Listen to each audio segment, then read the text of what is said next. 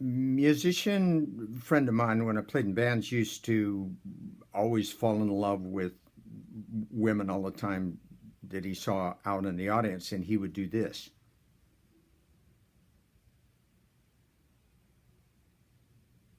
Which was a bit distracting for him because when he had to read music, it, interfered with his performance, but we eventually got used to it. Hello, I'm Dr. Jerry Brown, and this is first in a series of YouTubes on relationships. Relationships. Sometimes they don't work out, so that joke makes a lot of sense. This one is called Bellybutton, Lint, Earwax, and Boogers. Now, the idea here is that everybody's got belly button, lint, earwax, and boogers, but when we first fall in lust, people don't fall in love, they fall in lust. And actually, it's an accident, that's why they fall. They don't realize that the person they're with has belly button, lint, earwax, and boogers. Actually, that's part of the passage of time when we realize the person we're with isn't perfect, that we're not going to necessarily live happily ever after like the fairy tale, and we have to accept the good with the bad.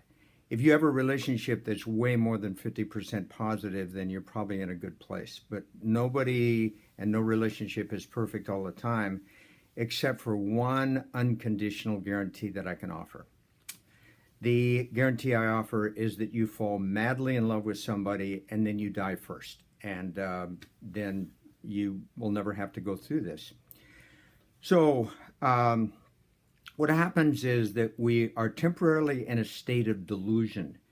We're in a doctoral dissertation, somebody said it's like being psychotic. We temporarily believe that the person we're with is perfect. And that's a delusion because no one is perfect. What happens, I think, too, is that we learn to accept the person with the good and the bad, and then we move into what really love is. Love is work. And the country and western song says, love is not something that you feel, it's something that you do. Khalil Gibran says in a poem, but if you don't know love, you will pass into a seasonless world where you laugh but not all of your laughter, and you cry but not all of your tears. Say not that I can control the course of love, for if it finds me worthy, it will control my course. Love will take us to a place we can never imagine.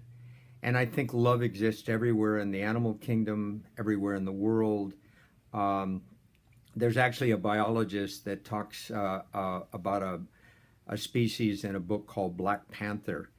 And the male will actually go in about 100-mile radius around this area in the Everglades in order to find a female that's an estrus, which lasts about 2 days. Then they make love and whatever panthers do, and then she kicks his ass and throws him out. A similar thing happens with the California brown bear, and some of us have had California brown bears as parents. The male mates with the female, and then the male takes off for the hills and lets the female raise the cubs, and actually can be a threat to the female.